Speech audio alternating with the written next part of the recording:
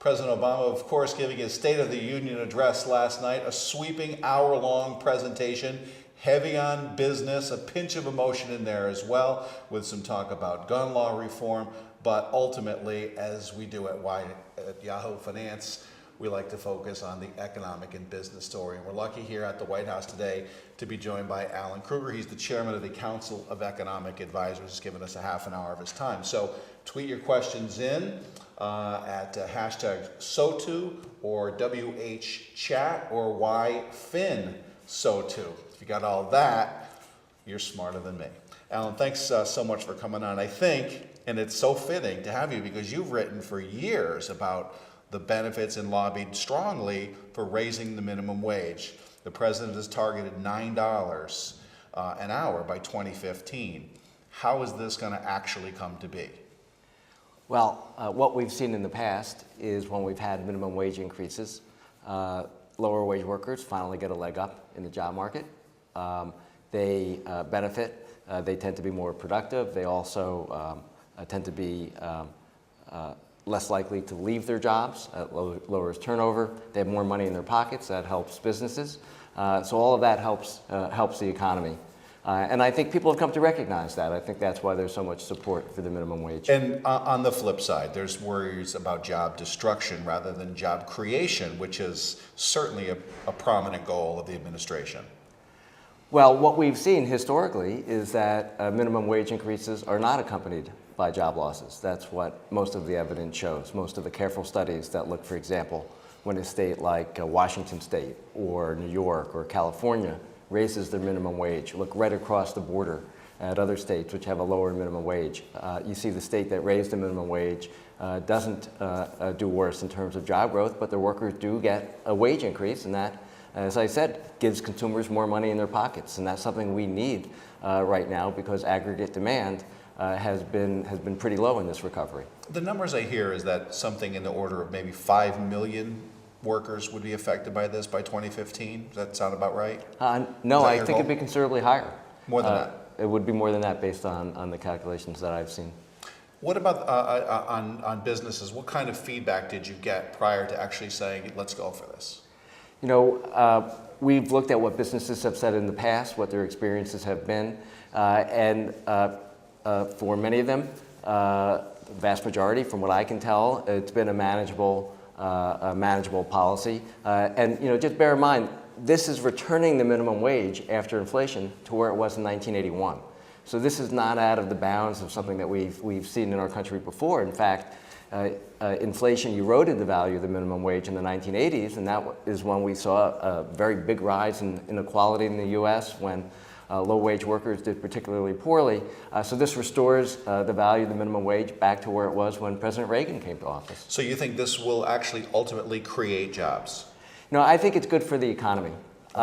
Economists debate whether there's a small effect one way or the other in terms of total jobs. I think the key thing, the thing to keep one's eye focused on, is that this will raise incomes for the lowest paid members of our society. And the president made very clear last night, he doesn't think anyone who worked full-time year-round in America should have to raise their family in poverty. This is a very big step in that direction to satisfy that principle. And you know, I heard that, and that's a laudable and a noble statement. But you know, as it stands today, at $7.25 an hour, if you work a 40-hour week, 52 weeks a year, you make 15 grand a year. The federal poverty guidelines for next year, for this year, are $11,490 for one, $15,000. So even at, you're still within the poverty guidelines. So technically you're not there. If you go to $9 an hour, you're up to almost $19,000. So you're well and above, unless you get up to, and you start adding kids into the equation. Well, you know, the poverty line for a family of four, a husband and wife, 2 kids, is about $23,000. Right. And if you had a $9 an hour minimum wage, you'd have a family making $18,000, $19,000 a year with one worker working year-round. Single income, wage. Right. That's right. Well, somebody often has to take care of household responsibilities, or maybe going to school to try to improve their skills. But then also you add in the important tax credits that we have, and that brings family above the poverty line with the earned income tax credit, child credit, these important credits that have historically had bipartisan support. Some people have written in asking, why $9? Is it the Goldilocks number? Is 10 too much to stomach? 8? I mean, I know there's going to be a gradual process to get to 9. Why 9? Well, as I said, the president stated as his goal that a family that's working at the minimum wage should be able to make enough money so that they can raise their family in dignity above the poverty line, and that would do it. Okay, let's kind of segue. I want to wrap it up with the minimum wage, and get into sort of the whole headwind conversation. There's been a lot of talk about fear of headwinds with the sequester cuts coming on, and that we don't want to do anything to this economy that would, further weaken things. Is not a minimum wage increase a headwind for business? I don't think that's right when you look at the totality of the effect the minimum wage would have. As the president said last night, an increase in the minimum wage would put more money in people's pockets that will help businesses to see more customers. So I think when you look at the totality, it's something which makes our economy more fair, has a beneficial effect on the economy. And do you see this happening by executive order? I mean, the actual implementation, how does this become the law rather than just a presidential idea? Well, of course, the president needs to work with Congress to pass an increase in the minimum wage, and that's what the president intends to do. Confident. Good. All right, let's go on and talk about some of the other headwinds, because there's lots of discussion lately, of course, about these sequester cuts and how much tax reform or revenue increases versus how much cutting. What's the ideal ratio that you're looking for of the cut to revenue? What's the perfect match? When the president campaigned, he was very clear with the American people. We need to get on a fiscally responsible path. The budget was on an unsustainable course because we had 2 wars that we didn't pay for, because prescription drugs provided by the previous administration, unpaid for, because of tax cuts, which we couldn't afford. And then on top of that, the recession made things even worse. What the president has been committed to is a balanced approach between additional revenues and smart spending cut. 50-50 balance? Well, what he said, he was very balance? clear in the campaign. He said $2, $2.50 in spending cuts for every dollar of additional revenue. That's what we've kept to so far. And I think it's important to bear in mind, as the president emphasized last night, we've made major progress. We've reduced the deficit over the next 10 years by $2.5 trillion. And that is mostly by spending cuts. We're raising about $600 billion, a little more than that, in higher tax revenue paid for by the top 2%. And the rest is all because of spending cuts that were part of the Budget Control Act and part of other steps that were taken previously. If you take a look at, again, to use the term headwinds, is $1 trillion of cuts as much of a headwind as $1 trillion in tax increases? Or how are they not the same degree of a headwind? Well, I think what most economists would tell you is that you want to make cuts to activities that don't yield the highest return, and you want to preserve the headroom in your budget so that you can invest in things that are critical to the American people, critical to our economy going forward, like research and development and education, and preschool education, which the president emphasized last night. Now, one of the key elements here is the timing. The economy is still in a position where it could continue to use some help. Aggregate demand has been relatively weak. That's mainly because so much wealth was destroyed by the recession. So that's at a time when I think you don't want to cut back too sharply in terms of government support for the economy. What the president has proposed is a very responsible, balanced path where we invest more in the near term, doing things like investing more in infrastructure. He emphasized last night a fixed-it-first approach, where we would invest in our roads and our highways, put more construction workers back to work, raise productivity in the future. That'll attract more companies to the U.S., and at the same time, make some of the difficult decisions on entitlements, which will help to get us on a more sustainable path. I just want to reintroduce ourselves if people are just tuning in. I'm at the White House with Alan Krueger.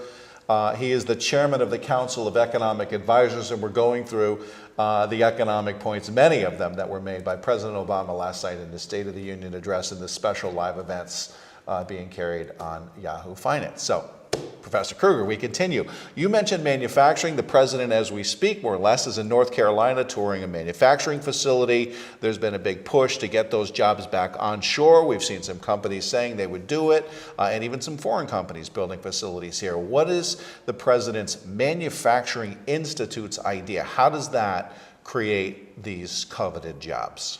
The president has a really ambitious, broad approach to try to revive manufacturing, and I would say build on the revival that's taking place in manufacturing, as we've added 500,000 jobs in the last few years after shedding manufacturing jobs for a decade. One important element of it is the Institutes of Manufacturing Innovation. I think of this as being multiple Bell Labs. Remember Bell Labs? That's where the transistor came from. We wouldn't have transistor radios. We probably wouldn't even have laptops if it weren't for Bell Labs today. Communication satellites came from Bell Labs, a whole bunch of spillovers. So the president has already launched one of these institutes in Youngstown, Ohio, where a former shuttered plant is now being used for three-dimensional printing. And the idea is to enlist the best researchers we have in an area, community colleges to help train workers to do advanced manufacturing, and to work with entrepreneurs in the area to spur economic growth. One area of manufacturing, it's perhaps a hybrid, would be the energy infrastructure manufacturing industry. I mean, it's an industry in and of itself, but it's also, there's a lot of hardware, so to speak. The president doubling down on the renewable energy call. Again, this is one of those things where cheap energy fuels growth, where everyone loves the idea of clean energy and renewable energy, but there is a cost to it. Is this the time to be making those sorts of investments that are costly? This is the time to be making smart investments, absolutely. We're going to maintain our leadership in the world by making smart investments. We don't want countries like China to get ahead of us when it comes to renewable energy sources, manufacturing devices, and so on. And this really hits the sweet spots in many ways. Obviously, it's helpful for the climate if we're using renewable energy sources and reducing our carbon footprint. It helps to create jobs for American workers. It helps to lower costs for other industries that use energy, and not only manufacturing, although manufacturing is one, but certainly service sector uses quite a bit of energy as well. And you think, again, this is something where short term there's a cost in it, but it's justifiable for the longer term greater good. I think you have to look at the whole package. And the proposals the president made last night are not going to add to our deficit. He's staying within the agreed upon limits from the Budget Control Act. So what's very important is that we support the economy in the short run and make the necessary steps to rein our healthcare spending under control and to get our deficit under control in the intermediate and longer term. How is that possible? How can you add on all kinds of different spending initiatives? What's being cut to add, as the president said, not one dime to the deficit? Well, you know, the president in his negotiations with the Congress offered to reduce Medicare spending by $400 billion, a very painful thing for him to have offered. But he thought it was in the country's interest and in the interest of trying to get to a deal. So the president has, I think, made clear that he's willing to do the difficult spending cuts in order to preserve room so we can make the investments that will make our country stronger. One of those investments, you mentioned it briefly, was the preschool initiative for basically 4-year-olds of low and poverty level income families to have school starting from the age of 4. Estimates are somewhere north of 100, 200, I don't know how many hundred thousands of teachers would need to be hired to do that. Again, that is not cheap. Well, what the president proposed is preschool education for all. And what volume of research has found, looking at the Perry preschool experiment, the Abecedarian experiment in North Carolina, actual programs that have been put in places like Georgia, what all of that experience points to is a very high return to these kinds of investments. High return for society, high return for the children going through the programs. And I'm not going to jump ahead of the president's detailed proposal about how we'll do this, but those details will come out later on. Speaker Boehner had said if government spending led to prosperity, then the economy would be booming right now. This is a prime example where nobody would argue the merits of education for kids, particularly needy kids. But they would argue that maybe this isn't the time that we can spend on it? You know, we need to spend smartly. And we had this horrible recession because we had a financial sector that was not adequately regulated. We weren't making the smart investments over the previous decade. And that's frankly what led to many of the economic problems that we're now facing. So we need a smarter government, not a bigger government, but a smarter government, as the president made clear last night. Do you think I mean, you said bigger government, I jump right on it. Do you think that we are going to be a smaller government ever, or are we just going to grow into the government that we've created right now with these deficits? You know, the deficit's been coming down. I think what it's important not to lose sight of is we've reduced the deficit from 10.1% of GDP in 2009 to 7% last year. That's actually the biggest drop since the end of World War II. And the Congressional Budget Office projects that it's going to come down at just as quick a pace this coming year. So we are bringing the deficit down. What's important is that we make the steps so that we get the deficit under control in the intermediate and the out years, and that we preserve the room in our budget so that we can make the critical investments that will make us a stronger economy. Sure, but that shrinking of the deficit is mostly the result of an improving economy and tax base, not a result of shrinking top line. You know, it's a mixture of things. There have been cuts, and also additional revenue raised by the American Taxpayer Relief Act, which preserved the tax cuts for the middle-class families, but raised over $600 billion in additional revenue from the top 2%. So it's been a combination of things. Another example is the expiration of the payroll tax cut. The 2% payroll tax cut expired. So it's been a mixture of policy changes as well as improvements in the economy that have helped to bring the deficit down. And that was a gamble, the payroll. That was something that the Obama administration did not want to do, is to have that hit, particularly, I mean, all taxpayers, particularly low income and those below the $250,000 level, the 2%. If you go back to the history of the payroll tax cut, the president fought hard for the 2% payroll tax cut. I remember Christmas before last, President postponed his vacation because he wanted Congress to extend the payroll tax cut at that time. It was in place for 2 years. It provided critical support for the economy when we were facing headwinds from spikes in gasoline prices and from drought in the Midwest, from problems in Europe and in our trading partners. So the payroll tax cut did provide critical relief for the economy. You know, that is one of the headwinds that we're going to face going forward. So it's important that we continue providing the support that is sensible to provide for the economy while we're making the steps to get on a fiscally responsible path.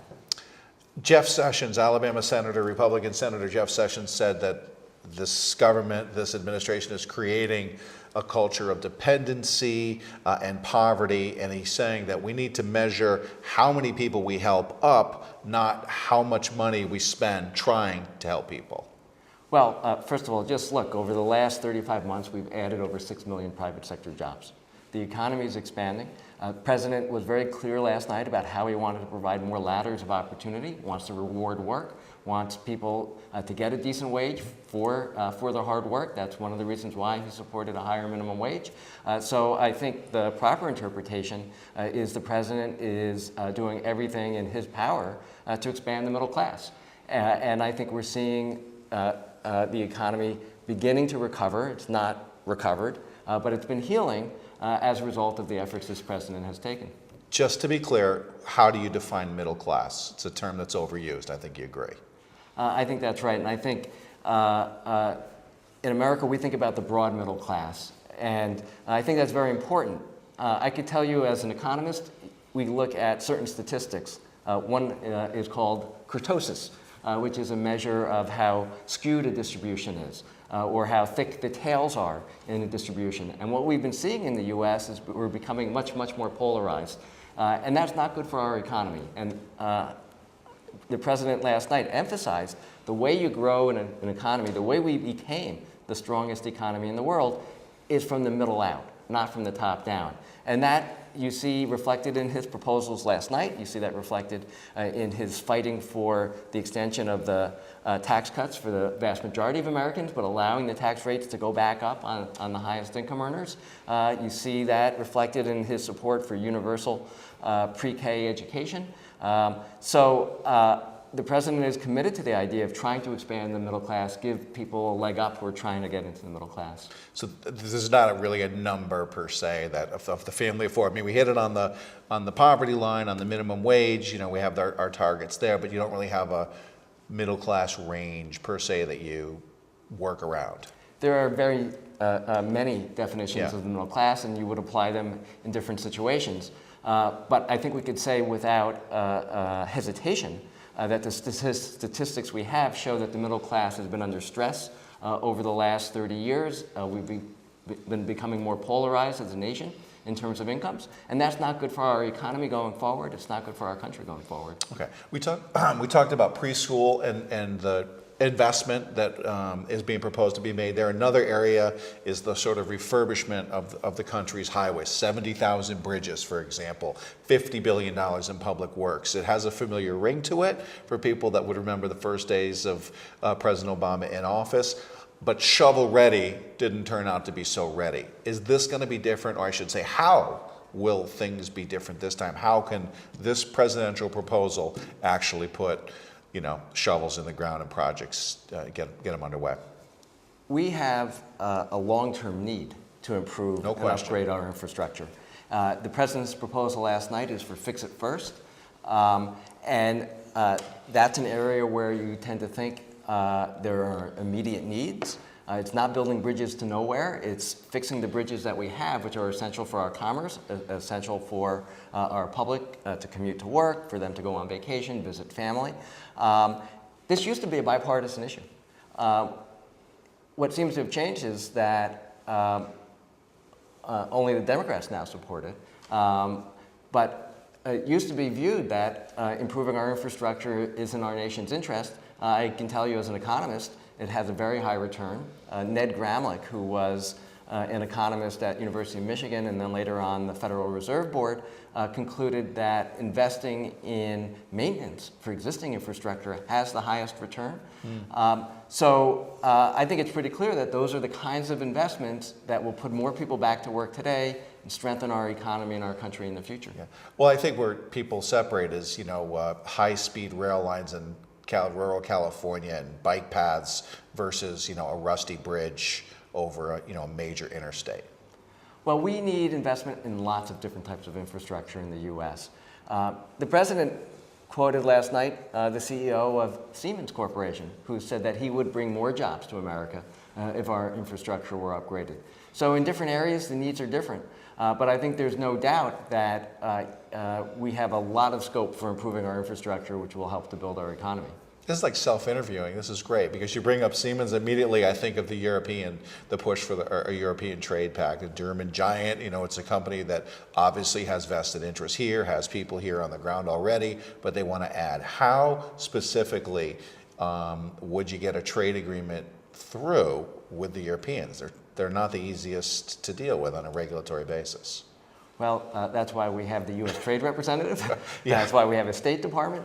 There are many agencies within the U.S. government that will be involved in those negotiations. I mean, it seems more like a goal than an actual plan. It's an ongoing thing to improve relations with Europe. It's one of our best and most important trading partners. No, I don't think that's a fair description. This is a serious effort to strengthen trade ties, to increase the amount of exports that we send to Europe, particularly, I would say, in the area of services where we have a big surplus when it comes to exports, and that'll create more jobs for Americans. That's the goal. Rand Paul, in his rebuttal, had said, or at some point in the past 24 hours, has said that we possibly need as much as $4 trillion in budget cuts, not $1 trillion or $1.2 trillion. What the nonpartisan or bipartisan Bowles-Simpson Commission said, what a number of other commissions have said, what independent economists have said, is that over a 10-year period, we need to reduce our deficit by about $4 trillion.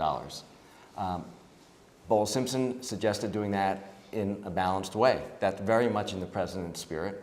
We have already reduced the deficit by $2.5 trillion over that period. That's a very big bite. You know, that's over halfway there.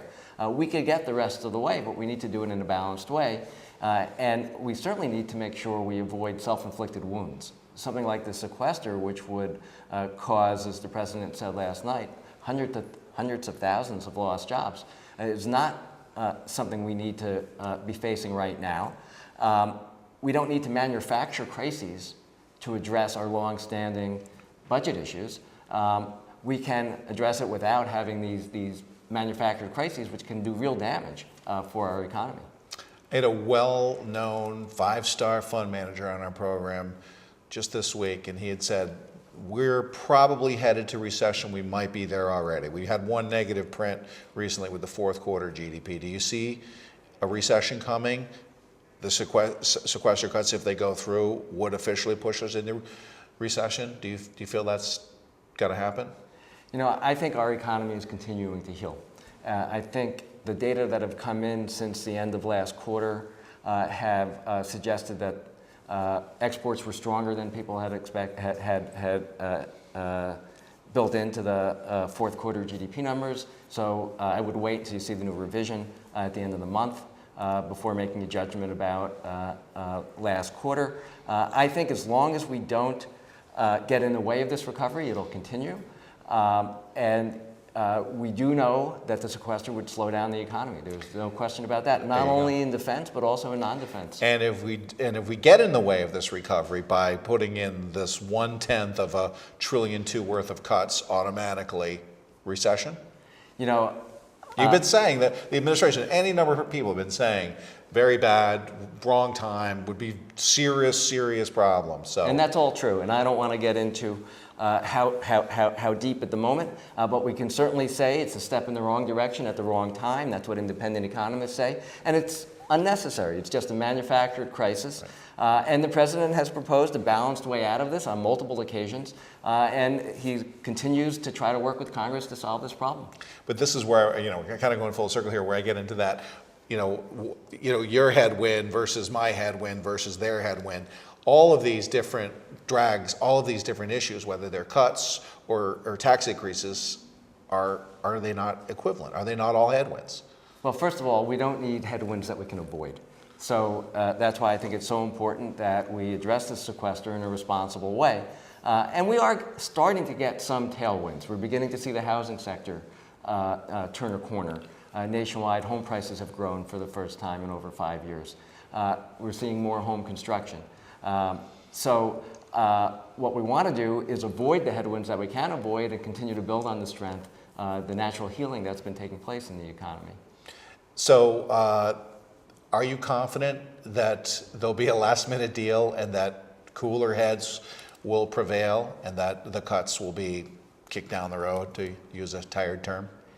You know, my job is to study the economy. That's good. President on the economy. I leave the political prognostication to forecasting to others. All right. Well, let's forecast about immigration reform, because this is a hot topic and it has some bipartisan support. The president says now, and that sounds good, but it always seems to get stuck up on the details. How is he going to make this happen? I think we do have a unique moment for comprehensive immigration reform. No question. And I think from a number of perspectives, you see a number of interest groups behind it, because it would be good for the economy and good for the country. Taking 11 million people out of the shadows, giving them a pathway to citizenship, not where they get to the front of the line, but they get to the back of the line. But that would be good for our employers. That'll be good for American workers who will be competing now on a more level playing field with workers who will be much harder to exploit. Trying to retain some of the best minds that come here, especially in the STEM fields in science, technology, engineering, and mathematics, making it easier for them to stay here. It makes no sense for us to educate the best and the brightest and then send them to other countries to go compete with us when they could create jobs here. Well, it's often said more taxpayers rather than more taxes, and presumably there would be some degree of increase in the tax base if we got these people officially on the rolls, so to speak. There's also a fiscal benefit. The National Research Council did a major study in the late 1990s, and they found that immigrants tend to reduce our deficit because oftentimes they come here with some education, so we're not paying for their education level. They contribute to our Social Security and Medicare programs. They tend to be younger. They add dynamism to the economy. No question about it. Well, it certainly was a good conversation. Really appreciate your time and the White House for having us here. Alan Krueger, Chairman of the Council of Economic Advisors. Professor Krueger, we should call you. Thank you very much. Alan works. Alan works too. Yes, you do, obviously. Folks, this has been a special live presentation of Yahoo Finance, following up on the State of the Union. Appreciate all your thoughts and feedback. Reach out to us in the comment section. You can reach out to us on Twitter or check us out on our Facebook page.